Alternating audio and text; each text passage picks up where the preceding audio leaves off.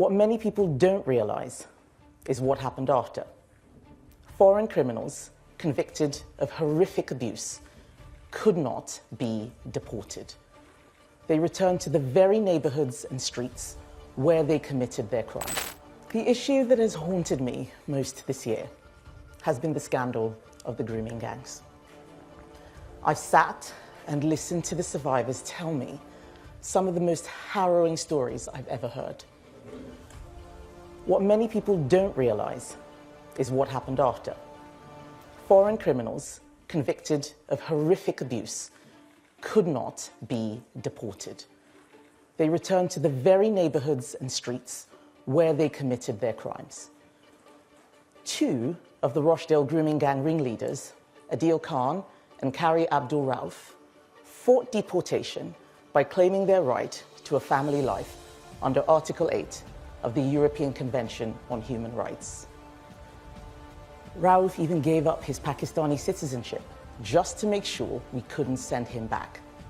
He lost his appeals, and yet he's still here, still in Rochdale, still among the lives he destroyed.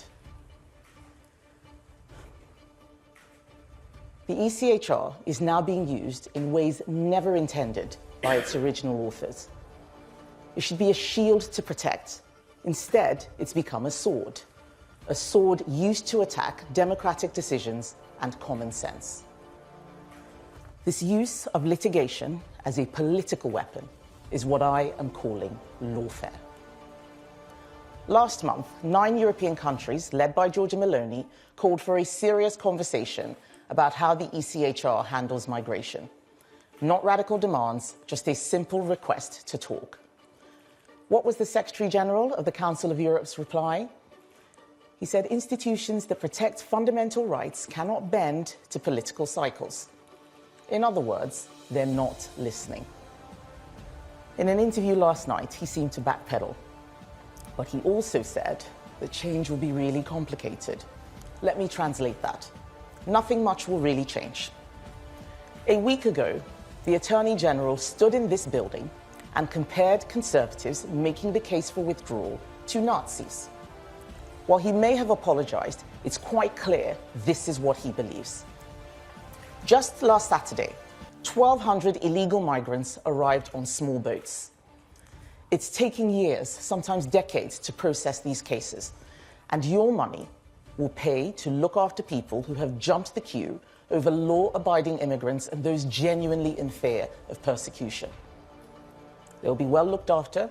They'll be put up in asylum hotels, forecast to cost taxpayers £15 billion over a decade. Our country has lost control of the asylum system. Our asylum system is completely broken and will require a fundamental rebuild so that the British government, not people traffickers, control it. That means a total end to asylum claims in this country by illegal immigrants and removing immediately all those who arrive illegally and try to claim asylum. We need a new sustainable system to admit strictly controlled numbers of those in genuine and actual need, with Parliament having the final say, not just on the rules, but the exact numbers coming in. Our country is not alone in facing these issues. Italy is on the front line of mass migration across the Mediterranean. They're grappling with very much the same concerns.